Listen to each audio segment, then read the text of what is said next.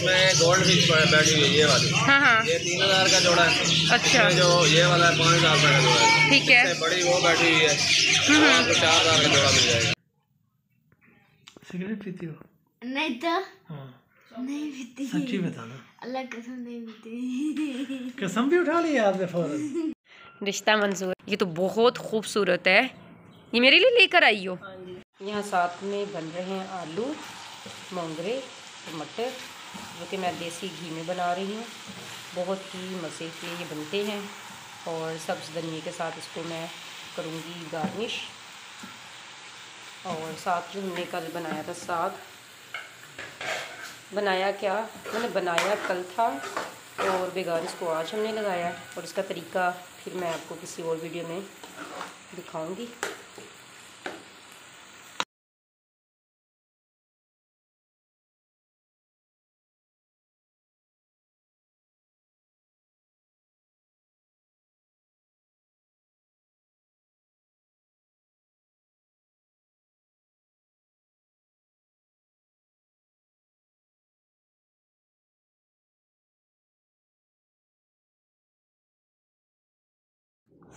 हमारे घर आए थे मेहमान और मेहमान हमारे लिए लेकर आए हैं। क्या लेके आए हैं? मीठे में जी, खोल कर देखते हैं। मुझे तो लग रहा है केक, हाँ केक ही निकला है भाई, चॉकलेट केक। और चॉकलेट केक मुझे बहुत पसंद है, शायद उनको मेरी पसंद का पता था इसलिए लेकर आए।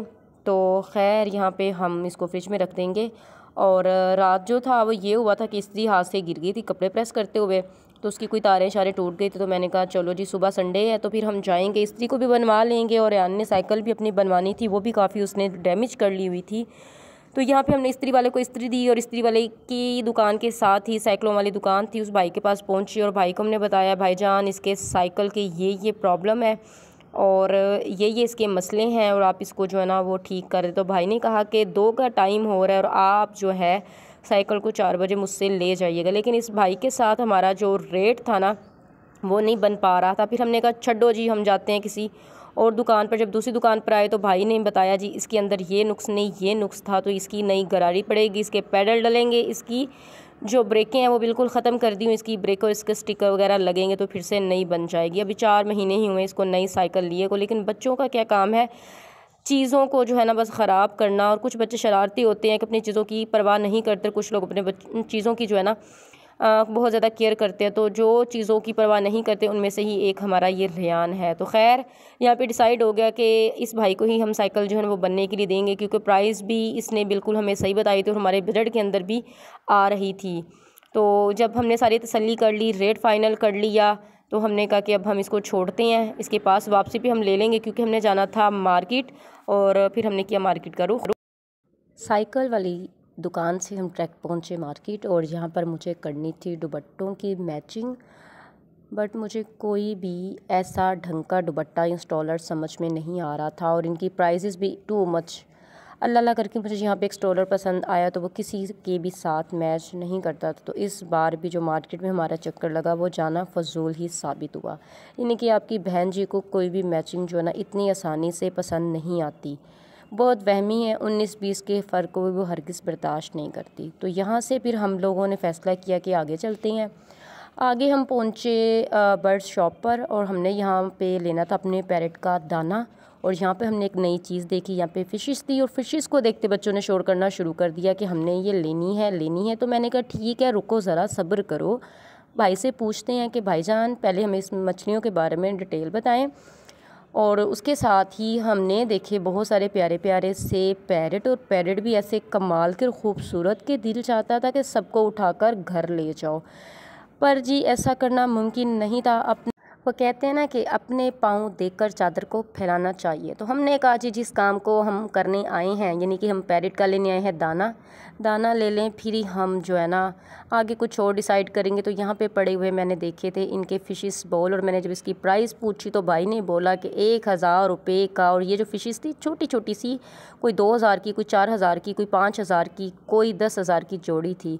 तो हमने कहा दिल के अरमा आंसू में बह गए, चलो जी हम पैरेट्स का दाना लेते हैं और फिर हम घर चलते हैं। अल्लाह ने चाहा तो इंशाल्लाह नेक्स्ट टाइम जो है ना हम ये फ़िशेस भी जो है ना ये बाय कर लेंगे। और फिर हम आ गए घर। जैसे मैं घर आई तो मेरे लिए था सरप्राइज़, मेरी फ्रेंड जो थी वो मेरे लिए लेकर आई गोल्ड का सेट, मतलब कि मुझे दिखाने के लिए कि मैंने न्यू बनवाया है। तो कोई भी वो नई चीज़ लेती है तो मेरे साथ वो अपनी खुशियों को सेलिब्रेट ज़रूर करती है। तो माशाल्लाह से बहुत खूबसूरत था। मैंने उसे बताया कि बहुत खूबसूरत है और नेक मैंने उसको दुआएं दी कि अल्लाह ताला इसके नसीब में करे। गोल्ड का रेट दिन ब दिन बढ़ता जा रहा है। जिनके पास पैसे हैं वो आज बनवा लेंगे तो कल को वो सुखी रह जाएंगे। अदरवाइज़ जो है ना, गोल्ड के बारे में सिर्फ सोचा ही जा सकता है। यहाँ से फ्री होने के बाद जो है मैं गई छत पे, वहाँ पर ख़वातीन आई हुई थी। ख़वातीन को टाइम दिया, उनकी बातचीत सुनी और उसके बाद मैंने किया किचन का रुख। आज मैंने प्लान किया कि मैं आज बनाऊंगी गजरेला, क्योंकि पूरी सर्दियां गुजर गई और पूरी सर्दियों मैंने एक बार भी गजरेला नहीं बनाया था। तो मैंने कहा चलो जी आज हम बना लेते गजरेला। और यहाँ पे मैंने सारी गाजरों को कद्दूकश कर लिया हुआ था। दूध भी मैंने जो था वो मैंने मंगवा लिया था। ये थी हमारी गाजरें जिसको बेहद मेहनत के बाद मैंने इनको रगड़ा था, क्योंकि जो लोग इसको कश करते हैं, कश करने के दौरान जो है हाथ कितनी बार ज़ख्मी होता है ये कद्दूकश करने वाले को ही पता होगा। और यहाँ पे मैंने ले ली थी खीर मिक्स, ताकि इसका जो टेस्ट है वो भी चेंज कर लिया जाए। और ये है हमारे पास चीनी, आटा, चीनी, घी तो आजकल नायाब हो ही गए हैं। अन करीब दालें भी नायाब होने वाली हैं, तो चीज़ों की कदर ज़रूर करें। यहाँ पर गाजरें ली थी मैंने 3 किलो और दूध मैंने लिया है 2 किलो के करीब। उसमें हम डालेंगे 1 किलो पानी, क्योंकि हम पाकिस्तानी अवाम है, जब तक हम चीज़ों में मिलावट ना कर लें हमें तो सुकून आता ही नहीं है।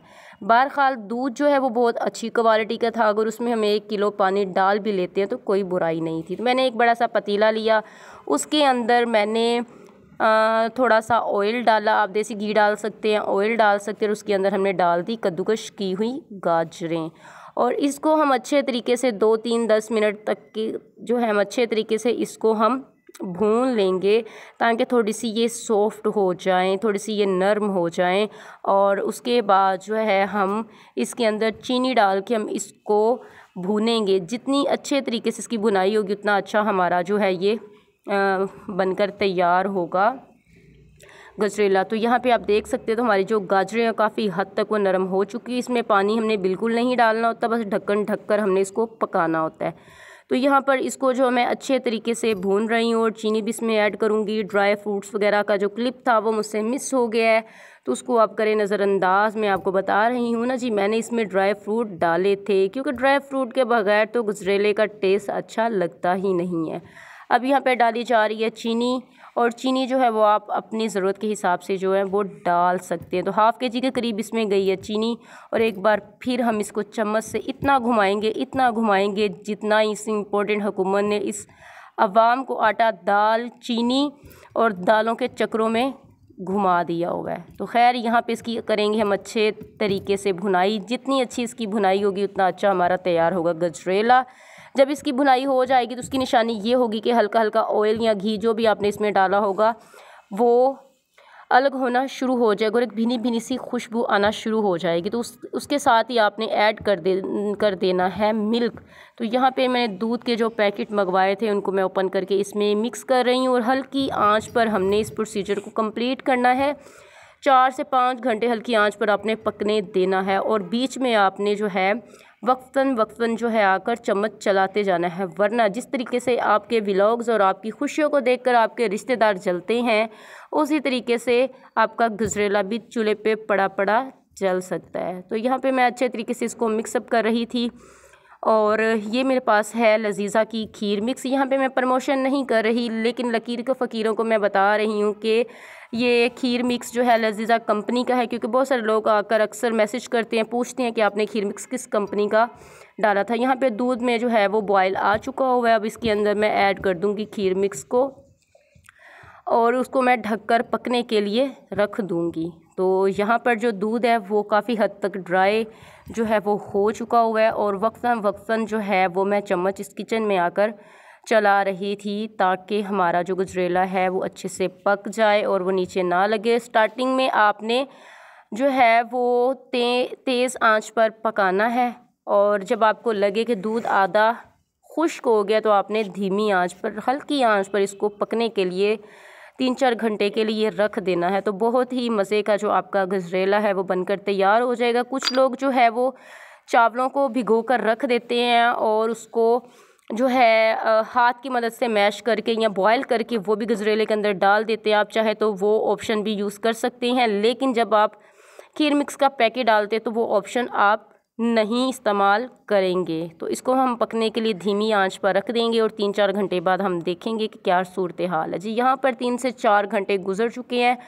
दूध जो है वो ड्राई हो गया हुआ है। दूध और गाजरें यानी कि अच्छे तरीके से पक कर तैयार हो गई हुई, और पूरे मोहल्ले में जो इतनी खूबसूरत खुशबू जो थी वो फैली हुई थी। तो पता लग रहा था कि आज मैंने सर्दियों की सौगात बनाई है। इसके रंग पर ना जाइएगा क्योंकि लाइट थी नहीं और मोबाइल की रोशनी में ही मैंने इस क्लिप को रिकॉर्ड किया था। और यहाँ पर मेरे पास है खोपरा जिसको मैंने कद्दूकश कर लिया था और उसको गार्निश करने के लिए मैंने लिया है। और यहाँ पे मैंने एक मिट्टी की थाली के अंदर मैंने गजरेले को डाल लिया था, जो कि फ्रिज में मैंने रखना था ठंडा होने के लिए। और ये बहुत ही मज़े का जो गजरेला है वो बनकर तैयार है। और आई होप कि आपको जो मेरी इस गजरेले की रेसिपी है आप लोगों को पसंद आई होगी। पसंद आई हो तो लाइक, शेयर और कमेंट कीजिएगा। और जिन लोगों ने मेरे चैनल को सब्सक्राइब नहीं किया होगा वो सब्सक्राइब कर लें, वरना आप बहुत मज़े की वीडियोस मेरी मिस कर सकते हैं। और जिन्होंने पहले से ही मेरे चैनल को सब्सक्राइब किया है उनको बहुत बहुत शुक्रिया। तो खैर बहुत ही मज़े का ये बनकर गजरेला तैयार हो चुका हुआ है। और यहाँ पर मेरे घर आई थी मेरी नेबर, तो उसका भी यही कहना था कि आज बड़ी खुशबू आ रही थी आपके घर से। तो मैंने कहा जी बिल्कुल, आज मैं बड़ी मेहनत मुशक्क़त वाला जो काम था वो कर रही थी। तो चलें जी यहीं आपसे ही हम जो है इसकी शुरुआत करते हैं। तो यहाँ पर ईमान जो है वो कटोरियों में गजरेला डालकर लाई थी और यहाँ पे हम लोगों ने खाया और ख़ूब सारी जो है वो गप्पे हम लोगों ने मारी। बातों बातों में उसने बताया कि मेरी दाढ़ में बहुत ज़्यादा 2 दिन से दर्द है, तकलीफ़ है, तो मुझे आप जो है ना किसी अच्छे डेंटिस्ट का बता दें। तो मैंने उसे कहा कि चल मेरी बहन, मेरा तो ख़ुद का क्लिनिक है। तो उसको इस बात पे बिल्कुल भी यकीन नहीं आ रहा था। तो हमने फिर किया क्लिनिक का रुख। तो यहाँ हम जब क्लिनिक के अंदर पहुँचे तो डॉक्टर साहब ने जो है हमारी बोतल के साथ खिदमत मदारत की। और ये पहला वाहिद डेंटिस्ट डॉक्टर है कि जो आपको कोल्ड ड्रिंक पीने से नहीं रोकता। जिनको ख़ास तौर पे दांतों का दर्द हो या दांतों की तकलीफ़ हो, वो कहता है सब कुछ खाएं पिएं, मर तो आप लोगों ने वैसे ही जाना है। तो खैर प्रॉब्लम मेरी इस बहन का था, लेकिन उसके साथ साथ मुझे भी मौका मिल गया अपने दांतों का चेकअप करवाने का। और ईमान के दांत जो थे उनको भी हमने साफ़ करवाना था। वो भी काफ़ी जो थे ख़राब हो चुके हुए थे, मतलब पीले तो नहीं थे लेकिन उसके ऊपर जो ब्लैक कलर की कुछ स्याही टाइप थी या जो भी था, मतलब कि वो जम सा गया था और वो ब्रश करने के बावजूद भी रिमूव नहीं हो रहा था। तो हमने कहा चलो जी हम इसको भी ले जाते और इसके दांत भी हम जो है ना वो साफ़ करवा लेते। तो यहाँ पे हम सब ने जो था पी कोल्ड ड्रिंक। और अब वैसे मौसम चेंज हो रहा है और हमने कोल्ड ड्रिंक पी तो ली, और उसके बाद घर आने के बाद हमें पता चला कि हमारे गले जो है ना इस बोतल की वजह से ख़राब हो गए। तो खैर यहाँ पे आ गई थी अब हमारी बारी। तो मैंने अपनी नेबर को कहा चल मेरी बहन, सबसे पहले तुम अपने दांत को चेक करवा लो क्योंकि तुम्हें तकलीफ़ सबसे ज़्यादा थी। तो उसके चेकअप के बाद ईमान की बारी आएगी, ईमान के बाद मेरी बारी आएगी। तो खैर जब भी आपको दांतों का प्रॉब्लम हो तो आप कोशिश करें कि आप कोई भी होम रेमेडी ज़रूर इस्तेमाल करें, क्योंकि दांतों का छोटा सा भी प्रॉब्लम हो डॉक्टर के पास आप जाएंगे तो आपका प्रॉब्लम छोटा सा जो होगा उसको वो बढ़ा देगा। तो यहाँ पे ईमान की होने लगी थी दांतों की सफाई, और इंजेक्शन देखकर ईमान डर गई थी कि शायद मुझे इंजेक्शन लगाया जाएगा, लेकिन ऐसा बिल्कुल भी नहीं था। तो इन्होंने कोई गम वगैरह सी थी या कोई जेल थी जो दांतों के ऊपर पहले अप्लाई जो है वो करके 10 मिनट के लिए उसको उन्होंने बोला कि छोड़ देंगे और उसके बाद जो है ना दांत नीट एंड क्लीन हो जाएंगे। तो ये वाकई कोई मैजिक टाइप की जेल थी और डॉक्टर का भला हो। डॉक्टर साहब ने कहा कि आइंदा आपको मेरे पास भी आने की ज़रूरत नहीं पड़ेगी। ये गम, ये ट्यूब जो है ये मैं आपको लिख देता हूँ, ये आप ख़ुद भी बाय कर सकती हैं। और ब्रश की मदद से आप जो ना जिस तरह ब्रश करते हैं उसी तरीके से इसको यूज़ करेंगे तो ये दांतों के ऊपर जो पिघलाहट या दांत जो है वो ब्लैक होना शुरू हो जाते हैं, ये नहीं होंगे। तो यहाँ पे बारी आ गई मेरी। खैर मैंने अपने दांतों का करवाया चेकअप, क्योंकि मेरा एक जो दांत था वो मुझे कुछ दिन से डिस्टर्ब कर रहा था और खाने पीने मुझे काफ़ी जो था दुश्वारी का सामना था। यकीन करें अगर दांत नहीं है तो खाने पीने का कुछ भी मज़ा नहीं आता। जिस तरह पाँव पर चोट लगती, ख़ास तौर पे जब पाँव के अंगूठे पर चोट लगती है तो वो सारे जिस्म में जो है वो दर्द महसूस होता है। इस तरह अगर दांत की तकलीफ़ हो तो पूरे बॉडी में उसकी तकलीफ़ जो है महसूस होती है। तो अब हम जो है वो घर जाने के लिए रवाना हो गए हैं। और ये था आज का हमारा एक छोटा सा व्लॉग। आई होप कि आप लोगों को पसंद आया होगा। पसंद आया हो तो लाइक, शेयर और प्यारा सा कमेंट कीजिएगा। और मिलती हूँ आप लोगों से एक नए व्लॉग के साथ। तब तक आपने अपना ख्याल रखना है, मुझे अपनी दुआ में याद रखना है। अल्लाह हाफिज़।